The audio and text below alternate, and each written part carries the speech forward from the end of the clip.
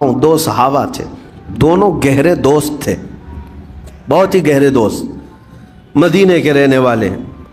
اس میں سے ایک صحابی تجارت کے لیے جا رہے تھے اور ان کے گھر بار میں ان کی بیوی تھی بس، اور کچھ نہیں۔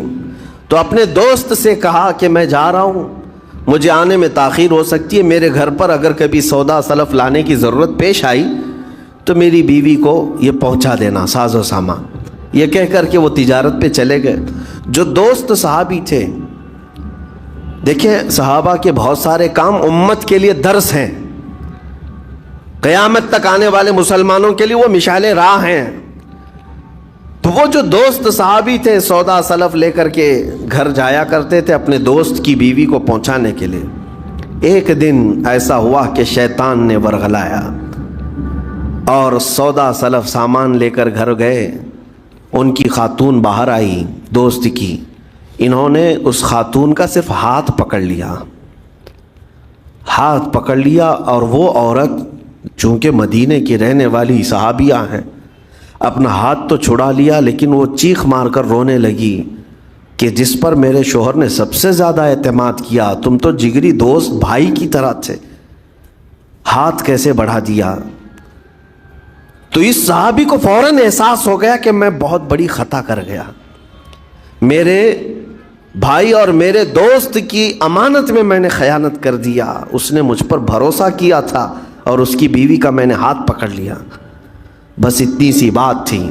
وہ خاتون بھی رونے لگ گئی کہ میرے ساتھ کیا ہوا، یہ صحابی بھی رونے لگ گئے۔ احساس فوراً ہو گیا کہ میں نے غلط کیا ہے، سودا سلف لانے کے وقت مجھ سے غلطی ہو گئی، خطا ہو گئی۔ اب اس خطا کی وجہ سے وہ کرتے کیا؟ ان کو تو ڈر یہ تھا کہ میں اپنے دوست کو منہ دکھانے کے بھی قابل نہیں، اور نہ ہی میں یہ چیز کسی کے سامنے ذکر کر سکتا ہوں، کیا کروں؟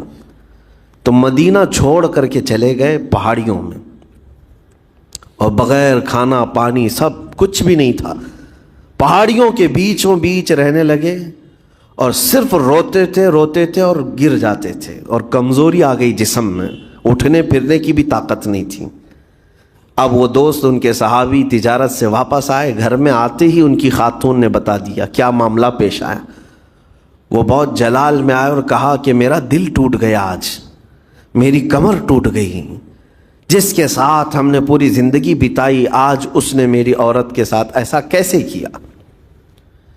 بہرحال انسان ہے، خطا ہوتی ہے، انسان ہے، بھولنا اور خطا کرنا اس کی عادت ہے۔ اب ان کو دل میں تو بہت تکلیف ہوئی، کروں کیا؟ لیکن وہ صحابی تھے، انہوں نے کہا یہ معاملہ سیدھے حضور پاک کی بارگاہ میں رکھتا ہوں۔ کہا کہ میں سزا دوں گا یا پھر جو ہے ان کے لیے جو قرار واقعی چیز ہوگی وہ دلا کر رہوں گا۔ بارگاہ مصطفیٰ صلی اللہ تعالیٰ علیہ وسلم میں تشریف لائے، عرض کیا کہ آقا ایسا ایسا ہو گیا، میرے معتمد ساتھی نے میرے گھر میں ایسا معاملہ کر دیا۔ نبی پاک صلی اللہ تعالیٰ علیہ وسلم غمگین ہو گئے کہ ان دونوں کے درمیان ایسا کیسے ہو گیا۔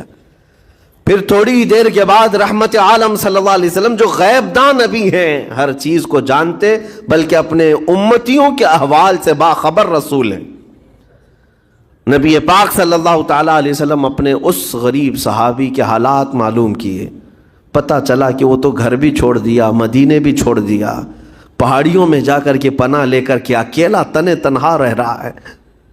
اللہ کے نبی صلی اللہ تعالیٰ علیہ وسلم اپنے اس غریب امتی صحابی کے حالات معلوم کرنے کے بعد اللہ کریم کی بارگاہ میں عرض کرتے ہیں کہ مولا تو فیصلہ سنا دے۔ اللہ تعالیٰ نے آیت نازل فرمائی، جو آیت میں نے آج آپ کے سامنے تلاوت کیا۔ اللہ تعالیٰ فرماتا ہے والذین اذا فعلوا فاحشۃ او ظلموا انفسهم، جن لوگوں نے گناہ کر لیا یا اپنی جان پر ظلم کیا ہے، پھر ذکروا اللہ فاستغفروا لذنوبہم، اللہ کو پھر جلدی یاد کر لیا اور توبہ کر لیا۔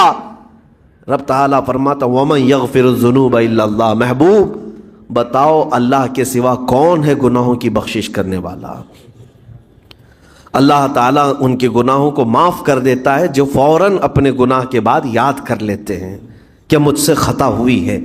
رسول کریم صلی اللہ تعالیٰ علیہ وسلم نے اس صحابی کو بتایا تیرے بھائی سے بھول ہوئی، خطا ہوئی، لیکن رحمان نے اس کی بخشش کا مصداق قرآن میں سنا دیا کہ وہ باز آ گیا اور توبہ کر رہا ہے، لہٰذا تیرے لیے بھی یہ زیب نہیں دیتا کہ تو اب کوئی انتقام لے، تو اپنے دل سے معاف کر۔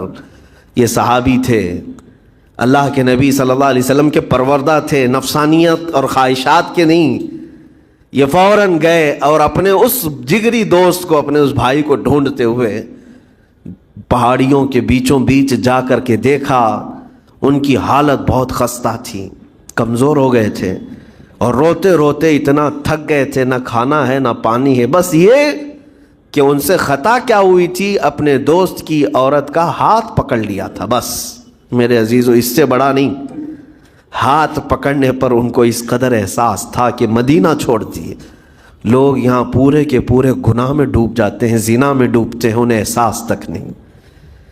یہ صحابی گئے اور جیسے ہی یہ گئے تو وہ ہوش میں آئے اور رونے لگے کہ میرا بھائی آ گیا اور اب شاید یہ انتقام لے گا، بدلہ لے گا، مجھے مار ڈالے گا، کیونکہ میں نے اس کا اعتماد توڑا، اس کا بھروسہ ختم کیا۔ لیکن یہ صحابی گئے اور ان کا ہاتھ پکڑا اور اپنے سینے سے لگایا، کہا کہ تو بھی ابن آدم ہے، میں بھی ابن آدم ہوں، انسان ہے، خطا ہو گئی، لیکن بشارت ہے تجھے کہ اللہ نے قرآن میں محبوب کی بارگاہ میں آیت اتاری، تیری بخشش کا پروانہ اتار دیا۔ وہ اس قدر خوش ہوئے کہ اس صحابی کو تھام لیا اور کہا میں تو مایوس ہو کر پورے گھر بار سب چھوڑ کر کے آیا تھا، لیکن میرا رحمان خدا بندوں کو کبھی چھوڑتا نہیں، کبھی اکیلا ہونے نہیں دیتا، وہ مایوس نہیں کرتا۔ میرے عزیزو، آج ہمارے پاس وقت ہے، جب ٹھوکر کھائیں تو فوراً احساس ہو جائے، جب غلطی ہو جائے۔ غلطیاں کس سے نہیں ہوتی؟ گناہ سب سے ہوتے ہیں، اور اسی لیے میرے آقا صلی اللہ علیہ وسلم ارشاد فرماتے ان بنی آدم خطاؤون وخیر الخطائین التوابون۔ آدم کی ساری اولاد خطا کرتی ہے، یعنی آدمی سب خطا کرتے ہیں، لیکن بہترین خطا کرنے والا وہ ہے جو خطا کرتے ہی توبہ کر لیتا ہے، توبہ کر لیتا ہے۔ کوئی رات تمہاری ایسی نہ ہو کہ بغیر توبہ کے سو جاؤ، کوئی صبح ایسی نہ ہو آپ کی جو اللہ تعالیٰ کی بارگاہ میں استغفار کر کے نہ شروع کرو۔ ہر دن توبہ کرو، ہر دن اللہ کریم کی بارگاہ میں استغفار کرو۔